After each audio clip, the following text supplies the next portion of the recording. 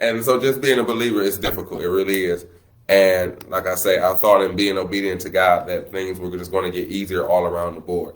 And no, that's not true, because I know that I've read different, and I know that I've lived and believed different. That, when you are doing the work of God and when you're being obedient to his will, man, the devil on your heels, he is trying to knock you in the back of your head. And one thing that I have really been owning in on lately is the fact that when you go into ministry, God does not just let you get up and just teach what you want to teach, say what you want to say, do what you want to do. There is structure and everything, decency and order. So how much more his will? And it's like when you are walking through leadership and you are starting to find your area, your concentration of ministry, because not every teacher, not every preacher has the same concentration of ministry. Some have faith-based, some have women-based, some have men-based. Like, what is my ministry? What am I focusing on? What am I owning in on? And what am I'm teaching at full force? And for me, it was difficult because I really sat down on it and really went back and forth with God a few times. Like, hey, this math ain't mathing, because my spirit is downloading my instructions, and they're coming up a little crazy, a little shaky. And my ministry, he told me was going to be focused on men. And I was like, nah, God, I know you got a sense of humor, but I'm trying to see the humor in this, because why would you create me like this to be able to go and lead the pack of men? Like, they ain't gonna go for that. I'm gonna have to fight these folks. And and so it was difficult for me. But I have to understand that there is no vision without provision. Whenever he gives you something, he's going to give you the resources to do it. He's going to give you the experience to do it, so you can have the authority to teach it. And that was what I wanted to own in on, because one thing that I really struggle with in this life is people understanding that I am a man. Like, I'm a boy, damn it. Because I know that this is a lot to explain. It's a lot for me to get through sometimes too. But at the end of the day, I am solidified in who I am in God. And there are things that I struggle with as a man. And it makes sense now, because when God said, this is the ministry I'm going to put you in, it was like, okay, that's why. And I'm not judging anybody, because everybody has their own situation in life. Not all of us are the same. Not all of us look the same. Not all of us go through the same things.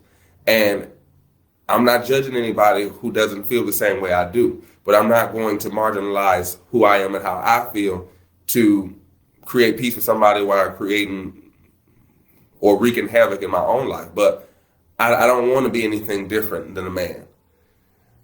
And what's hard about that to understand is that I don't know if anybody watching this has been with me for a while now, but when I used to do this show, Kane After Dark, and one of the last videos that I did was supposed to be about brotherhood. And I really had a lot to say. And I ended up crying and boo-hooing and weeping my eyes out on that live, because I was trying to speak from a place of hurt and a place of pain for myself, but y'all wasn't receiving it like that. And I couldn't understand the disconnect, because I'm like, y'all, listen, I am really going through some stuff. I am really tired. I am stressed out. And y'all stay with me. I'm not rambling. I'm really going somewhere, but I'm setting the stage for y'all to understand how we got to this point. And it was like I was really experiencing some things that I really couldn't pinpoint to a situation, because when you look like this, or when you're a gay male, especially in the Black community, you're only set aside to deal with females. Like, that's your group, that's your crew, go over there with them, stay away from us, we don't got time for that. And it was like, no, I'm longing for brotherhood. Like, I'm longing to, because there are some things that these girlfriends of mine just won't be able to relate to. There's some things that these girlfriends of mine, like, there's a different perspective that we'll just never be able to come to a common ground on, because like you say, you a woman, things about you as a woman I can't relate to. But so is the things about me as a man, and that's hard.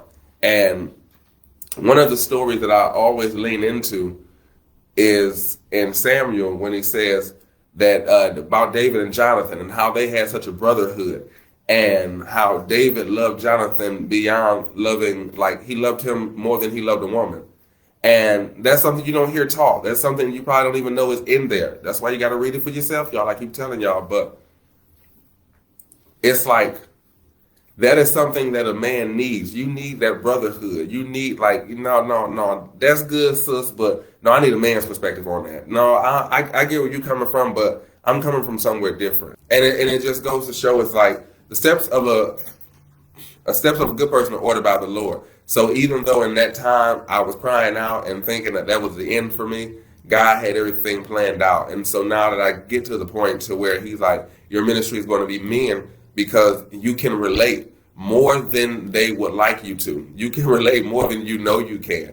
Because this is a season where I am trying to get y'all to understand and try people by their spirit, not by what they look like, because it's not going to always look how it should to you in your mind. But remember, I keep teaching y'all, his ways are not our ways. His thoughts are not our thoughts. He knows the thoughts he has concerning us. And it's time and time again to where he tells you, I don't look on the outer. That's what men do. I look on the inner.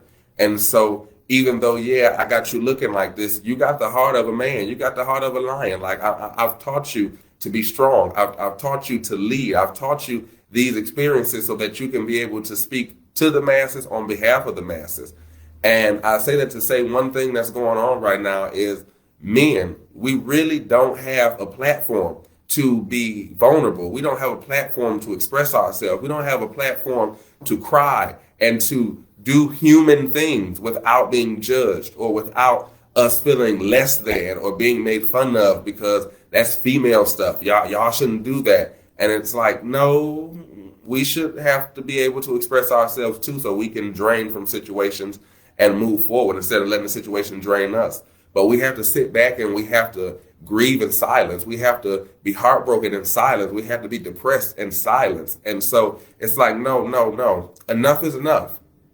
So yeah, I was over there with y'all sisters, and I got y'all. I hear y'all struggle, and yeah, underprotected and all of that. I get it. But there has to be a certain respect that we hold for everybody and how they're feeling and what they're going through. We cannot make people feel like expressing yourself and crying and getting things out that hurt you and bother you, or going through therapy and figuring situations out is a feminine thing. Like, and if it is, then remember where you come from, ladies, because God created Adam and the woman was made from Adam. So sometimes you got to realize that you are a reflection of what's on the inside of us. So even though you get to hoop and holler and tell us about how your day was at work, it's some things in me that I want to get out to and express about how my day went.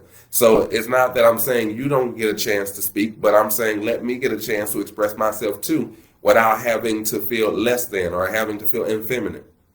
But I'll put a pin right there.